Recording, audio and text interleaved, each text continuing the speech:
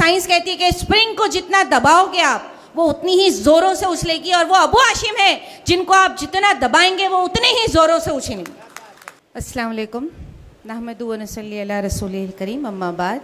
Stage पर बैठे हमारे हरदिल अजीज़ नेता अबू हाशिम आज़मी साहब, शब्बीर भाई, उनकी टीम, हमारे सामने बैठे हमारे भाइयों और बहनों।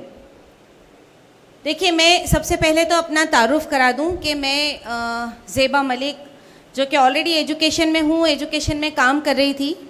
अब आप सोचेंगे कि मैं एजुकेशन में थी तो मुझे क्या ज़रूरत पड़ गई समाजवादी पार्टी ज्वाइन करने की। तो मैं आपको बता दूं कि मेरे वालिद साहब भी एमएलए थे कुर्ला के, समाजवाद से जुड़े थे, लोहियावादी थे, और वो खून हमारी रगों में भी दौड़ रहा है। और वो जोश मारा उस वक्त जब अबू हाशिम आज़मी साहब ने औरंगज़ेब रहमतुल्लाह अलैह के बारे में जब उन्होंने वहाँ पर कहा, और बोलने के बाद 1 महीने के लिए जब उनको वहाँ से सस्पेंड कर दिया गया।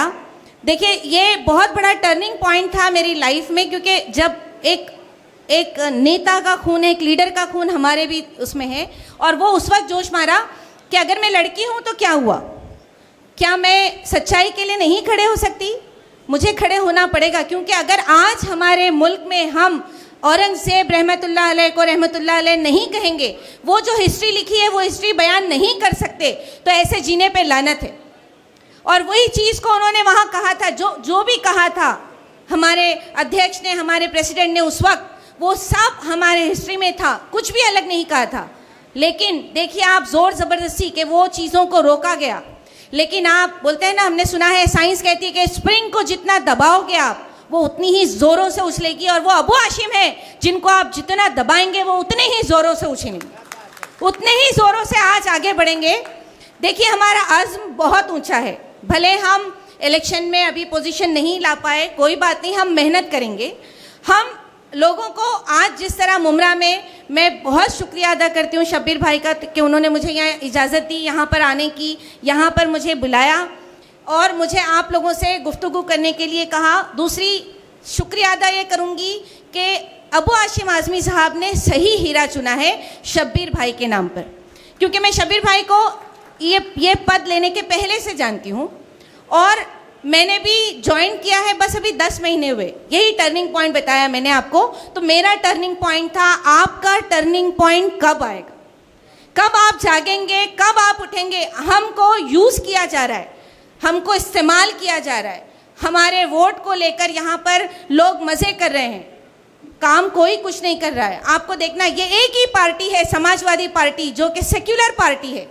देखिए, लोग बोलते हैं यहाँ पर मुस्लिम्स है, लेकिन जितने सेक्युलर हमारे अध्यक्ष अखिलेश यादव हैं, उतने ही सेक्युलर हमारे अध्यक्ष, हमारे president, Mumbai president, Maharashtra president हमारे अबू हाशिम आज़मी साहब हैं। आज कौन सा मुद्दा है जिसको अबू हाशिम आज़मी साहब ने वहाँ पर नहीं उठाया? असेंबली में हर मुद्दा उठाते हैं बेबाकी से, बिना डरे, डरते नहीं हैं किसी से। उसकी वजह क्या है? बहुत नेक और खरे हैं, हर बात खरी करते हैं, और हमारा क्या फ़र्ज़ बनता है कि हमें उनको सपोर्ट करना है। सिर्फ इतनी सी बात है कि आपको उनको ताकत देनी है। आज हम मुमरा से अगर उनको ताकत देंगे, मुमरा से भी हमारे अच्छे लोग चुनकर आएंगे, तो आप देखिए कि मुमरा भी बदलेगा।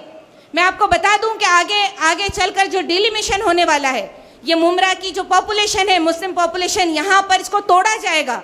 मुमरा का आधा हिस्सा कलवा में जाएगा, आधा हिस्सा दीवा में जाएगा। उसकी वजह यह है कि कोई मुसलमान नुमाइंदा चुनकर ना आए। उसकी वजह यह है कि आप बढ़ जाओ, ताकि कोई क्लेम आपका ना रहे। तो हमारा क्या फ़र्ज़ है? इसके लिए लड़ेगा कौन? आप और हम नहीं लड़ सकते। इसके लिए अबू हाशिम आज़मी लड़ रहे हैं, और जिसका हमको साथ देना है, हमको उनके हर कदम पर लब्बैक कहना है। देखिए, जब एक नेता आप चुनोगे, तो एक नेता चुनने के बाद उसकी हर बात पर आपको लब्बैक कहना है बिना सोचे। जब जाके हम जाकर कामयाब होंगे। हमें लोग भड़काएंगे, हमें वर्गलाएंगे, लेकिन हमें भड़कना नहीं है, हमें वर्गला नहीं। हमको ये सोचना है कि हम आगे फ्यूचर देखिए आपके बच्चों का।